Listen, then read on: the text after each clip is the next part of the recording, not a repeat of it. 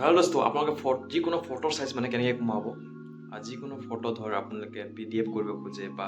এই ফটোখনৰ চাইজ কৰিব খোজে যিকোনো এপ্লাই কৰিলে আপোনালোকৰ চাইজ ইমানলৈকে থাকে চাইজ মানে মিনিমাম মেক্সিমাম থাকে যিখিনিৰ ভিতৰত দিব লাগে তো সেই চাইজখিনি কেনেকৈ বনাব আপুনি সেই ভিডিঅ'টো সম্পূৰ্ণকৈ চাওক একদম 2 মিনিটত সকলোবোৰ শিকি যাব চাওক ভিডিঅ'টো तो सबसे पहले आप लोगों को ओपन करना है प्ले स्टोर ओपन कर लो और तार पिছত আপোনালোকে সার্চ কৰিব ইয়াতে সাৰ্চ বাৰত যাব গেমিং নহয় এপত যাব তাৰ পিছত সাৰ্চ কৰিব ইয়াতে DOC স্ক্যানাৰ এই ওপৰত আহি যাব তো ডকুমেন্ট স্ক্যানাৰ বুলি ইয়াতে ক্লিক কৰিলে হৈ যাব ইয়াতে ক্লিক কৰাৰ পিছত আপুনি তলত চাব অকমান এইটো চাব এইটো ফাৰ্ষ্টটো কৰিলে অলপমান মানে এইটো সিস্টেমটো বেলেগ এইটো সহজ নহয় অলপমান কঠিন হয় তো সেকেন্ডটো ডাউনলোড কৰি ল'ব এইটো ডাউনলোড কৰি ল'ব মই ডাউনলোড আগতে কৰি লৈছোঁ সেইকাৰণে মই ইয়াত অপেন আহিছে আপোনাৰ তাতে ইনষ্টল বুলি আহিব তো এইটো অপেন কৰি ল'ব আৰু অপেন কৰি লোৱাৰ পিছত আপোনালোকে ইয়াতে যাব কেমেৰাৰ যিটো আছে এইটো ক্লিক কৰিলে আপুনি ডাইৰেক্ট ফটো ক্লিক কৰিব পাৰে ফটো ক্লিক কৰিলে আপুনি ডাইৰেক্ট মানে ডকুমেন্ট সাইজৰ এটা স্ক্যানাৰ যেনেকৈ হয় স্ক্যান টাইপৰ স্ক্যানাৰ এটা মই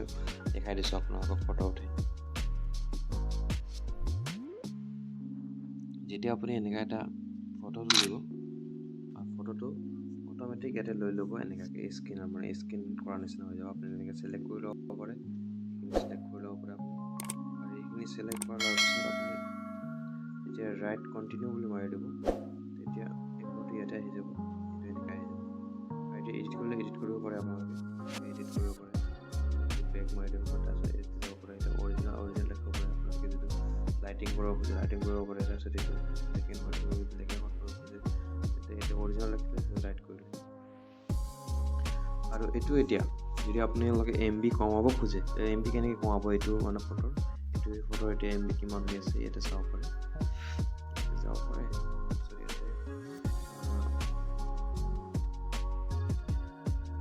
শ্বেয়াৰত যাওক শ্বেয়াৰত গ'লে আপোনালোকে ছেভ অপশ্যনটো পাই যাব শ্বেয়াৰত গ'লে এই ছেভ অপশ্যনটো এতিয়া আপোনালোকৰ এই ফটোৰ মানে চাইজ হৈ আছে 3 এইটো চাওক তলত কৰ্নাৰত দিয়া আছে এইটো 356 আৰু এইটোৰ চাইজ যেটো কমাব লাগে আমি ইয়াত শেপত যাম শেপ অপশ্যনত যাম এইটো শেপ অপশ্যন ইয়াতে আছে মই এইটো শেপ অপশ্যনত যাম শেপ অপশ্যনত যোৱাৰ পিছত আপুনি শেপত ক্লিক কৰিব ক্লিক কৰাৰ পিছত তলত চাব এইটো কম্প্ৰেছ নাও বুলি লিখা আছে ইয়াতে এইটো সবৰ তলত চাব এফৰ তলত চাব PDF আছে আপুনি যেটো JPG কৰিব খোজে JPG কৰিব পাৰে JPG মানে ফটো সাইজ মানে আমাৰ যিবিলাক নৰমাল ফটো এইটো JPG বুলি কয় আৰু PDF মানে দাম লাগে বুজি পায় PDF মানে PDF ফাইলত যাম ফাইলটো সেভ হ'ব মানে আমাক JPG লাগিব যেহেতু JPG এনেকৈ সিলেক্ট কৰি ল'ব JPG তাৰ পিছত ইয়াতে কম্প্ৰেছ বুলি আছে কম্প্ৰেছত ক্লিক কৰিব 356 ৰ পৰা আপোনাক কিমান কম লাগে এইটো কম কৰিব পাৰে এইটো যাব এইটো কম কৰিব পাৰে আপোনালোকে ইয়াতে ক্লিক কৰিব এনেকৈ ক্লিক কৰিব পাৰিব আৰামছে যিমান কম লাগে আপোনালোক ইমান কম কৰিলে আপোনাৰ চাওক ইয়াতে লগে কমি গ'ল 162 হৈ গ'ল KB আৰু কম কৰিলে আৰু কম কৰিব পাৰে আপোনালোকৰ আৰু কম কৰিলে আৰু কম কৰিব পাৰে যদি আপোনালোক 100 KB লাগে 100 KB কৰিব পাৰে 99 লাগে 99 কৰিব পাৰে